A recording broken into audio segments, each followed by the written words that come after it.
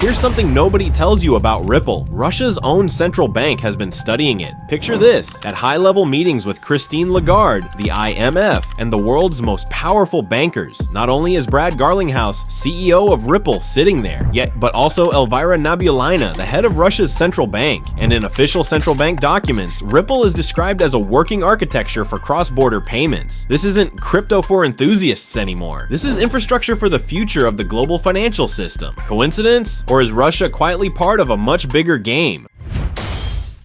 Welcome back, this is Katz, and today we're going to dig into the global conspiracy surrounding Ripple. In our last episode, we covered the Swiss National Bank Conference, where the most influential bankers on the planet gathered around one long table, people who could crash or lift the world economy with a single decision. The IMF's currency director, top regulators from Saudi Arabia and Hong Kong, Christine Lagarde, head of the European Central Bank, and among them, the only representative of the private sector, Brad Garlinghouse. He's given the floor almost at the end of the meeting. That's not an accident. First, every regulator and banker speaks, listing problems, inefficiencies, barriers of the old system. Then Garlinghouse takes the stage, talking about XRP, guiding the entire conference toward Ripple's solution. And in that same room, sitting quietly, is Elvira Nabiullina, head of the Russian Central Bank. That very year, the Russian Central Bank publishes a report where Ripple and XRP are described as a working model for international money transfers. By then, more than 100 banks had already joined RippleNet, and today we go even deeper. Buckle up, hit that like button, and let's dive in. Russia is busy with sanctions and internal problems, but at that exact moment in Novosibirsk, inside the central bank's innovation lab, Ripple is being tested. The reports are crystal clear. The technology can be used for international settlements. And here's the kicker. These tests directly involve RippleNet itself and XRP as a bridge currency. 1 year later, Russia launches its own faster payment system. The logo, suspiciously similar to Ripple's. The architecture, nearly identical. Officially, no one admits it's inspired by Ripple's fintech, but the coincidences are too obvious.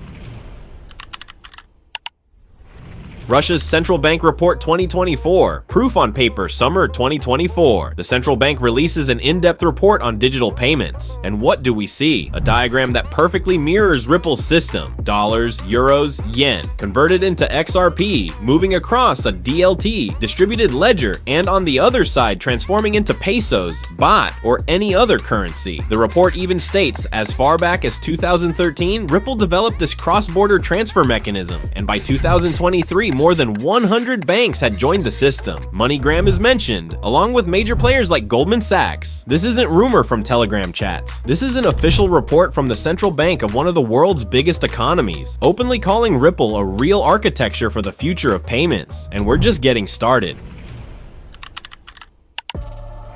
Russia has officially transitioned to ISO 20022, the new language of financial messaging. Ripple is named right alongside SWIFT and Visa. That shift enabled systems like Russia's faster payment system and positioned the country to plug into international projects. The central bank's report highlights that distributed ledgers and DLT technologies, including Ripple, are viewed as the foundation for future cross-border settlements. We'll break ISO 20022 down in detail in an upcoming video.